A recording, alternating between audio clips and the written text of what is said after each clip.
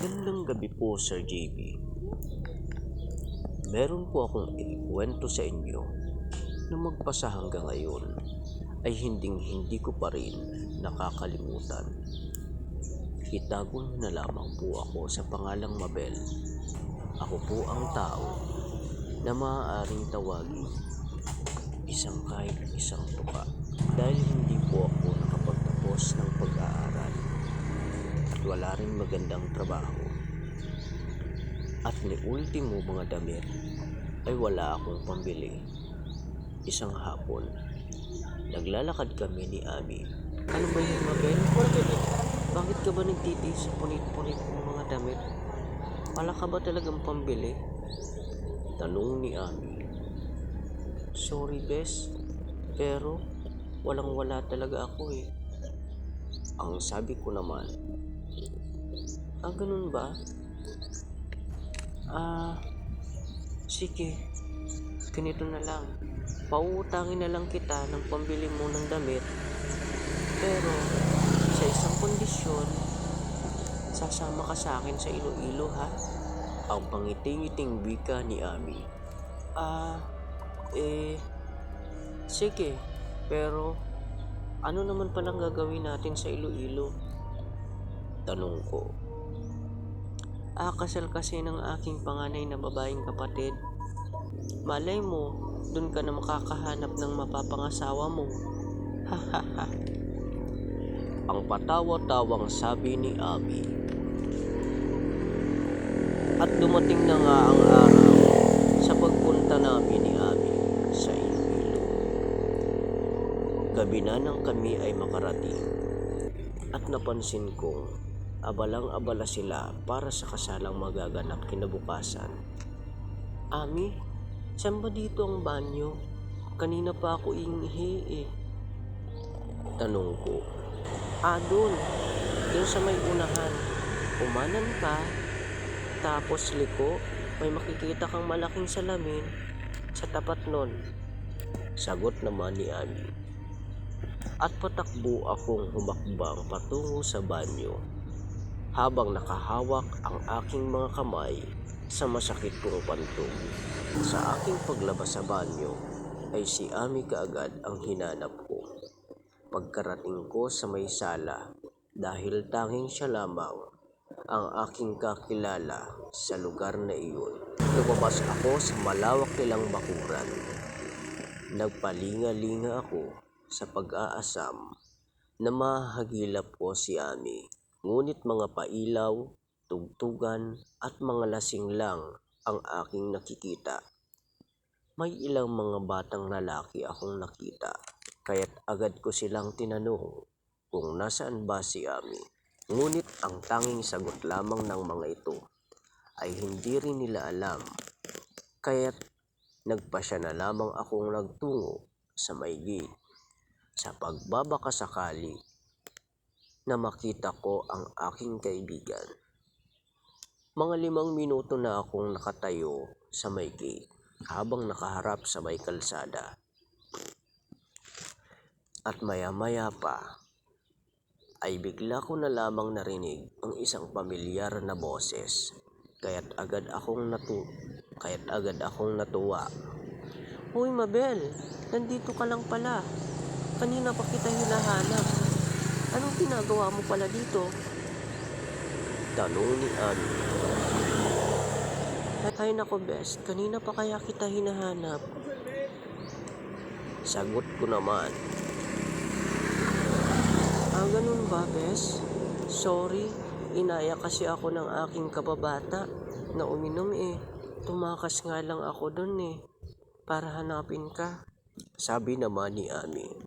Gusto mo balik tayo doon para uminom? Naku Bes, maraming pogi doon. Siguradong may mag-i-interest sa'yo doon. Ano, tara na? Muling wika ni Ami. At ng mga oras na iyon ay wala naman akong magawa. Makalipas ang ilang oras, sobrang lasing na ako at ang tanging nararamdaman ko na lamang at naririnig ang kanilang mga hiyawan at mga halakhakan. at ang mga kantahan na hindi ko maintindihan dahil mula ito sa kanilang wika. Sumuka ng sumuka ako ng mga oras na ito at naramdaman kong hinihimas ng aking kaibigan ang aking likod. Bes, ano, kaya pa ba? Kung gusto mo, ipapahatid na kita sa kwarto. At nang makapagpahinga ka na, wika ni Ami na nag-aalala. At agad naman akong pumayag at bigla ko na lamang naramdaman na may bumuhat sa akin na isang lalaki na hindi ko kakilala. Nang mga sandaling ito ay kampante ako sa pag-aakalang nakasunod. Ngunit Sir JB, kung alam ko lamang na may mangyayaring hindi maganda sa akin, ay hindi na sana ako sumama sa aking kaibigan na si Ami. At ito na nga, Sir JB. Nang pagkatapos akong maihiga ng lalaki sa kama, ang buong akala ko ay umalis na ito at tinatawag ko pa ng paulit-ulit ang pangalan ng aking kaibigan. Ngunit laking pagtataka ko na walang sumasagot at dahil nga sa sobrang kalasingan ko ay lupaypay talaga ang aking katawan hanggang sa naramdaman ko na lamang na may pumatong sa akin na nakahubot-hubad na lalaki. At sa sobrang kaba ko, napasigaw na lamang ako ng mga sandaling ito.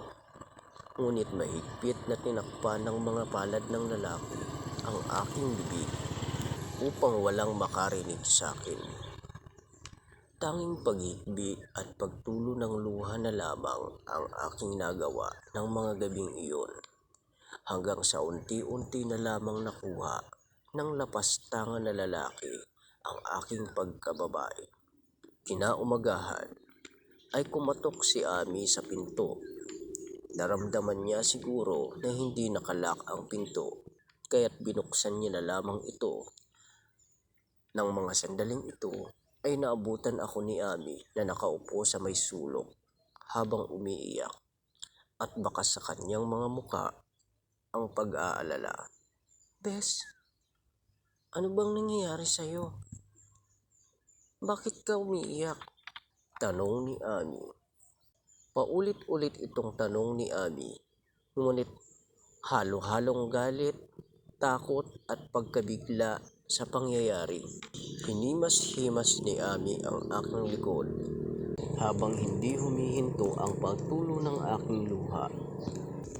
Kalaunan ay nasabi ko rin kay Ami ang nangyari sa akin at kung bakit ako umiiyak kasabay ng aking paghagulhol. Habang sinasabi ko ito sa kanya, ipinagkatiwala pa naman kita sa kanya kagabi. Yun pala, may masama siyang balak sa'yo. Kung alam ko lang na may gagawin siyang masama sa'yo, hindi na sana kita ipinagkatiwala sa kanya. Ang pagalit na wika ni Ami. Alam mo Mabel, dapat natin na idemanda ang lalaking yun para tumanda at nang maparusahan ng pagkakulong. Wag na bes, baka gulo lang to. At isa pa, wala naman akong perang pambayad sa abogado kung magdedemanda pa ako. Sabi ko naman, anong hindi bes? Ikaw yung naagrabyado, ikaw tong nilapastangan. Tapos sasabihin mo, wag na? Ano to bes? Hahayaan mo na lang na hindi pagbayarin ang lalaking yun sa kababuyan na ginawa niya sa'yo? Sabi ni Ami. Ang mabuti pa bes ay uuwi na lang ako pabalik ng Maynila. Malungkot na sabi ko kay Ami. Sigurado ka ba talaga bes? Wala ka man lang gagawin? Malungkot na tanong ni Ami. At agad naman akong tumango. Oo sige bes, uuwi na tayo ngayong araw. Pero mamayang hapon tayo sasakay ng barko dahil kailangan ko pang makadalo sa kasal ng aking kapatid. Ang pakiusap ni Ami. Oo sige, makakapag-antay naman ako. Ang mahinahon na sabi ko naman. Makalipas ang ilang araw, isang gabi, Habang ako ay tumatakbo at takot na takot dahil may humahabol sa akin na hindi ko maaninagan ang eksaktong wangis ng nilalang. At ako ay bigla na lamang nahulog sa sobrang taas na bangin. May dumungaw na isang magandang batang babae at ako ay sigaw ng sigaw sa madilim na kapaligiran at walang hanggang taas ng bangin. Ngunit ako ay nabigla dahil namalayan ko na lamang ang aking sarili na sumisigaw habang nakahiga sa mahabang upuan sa aming balkonahe. At napagtanto ko na isa lamang palang panaginip ang nakakatakot na pangyayari.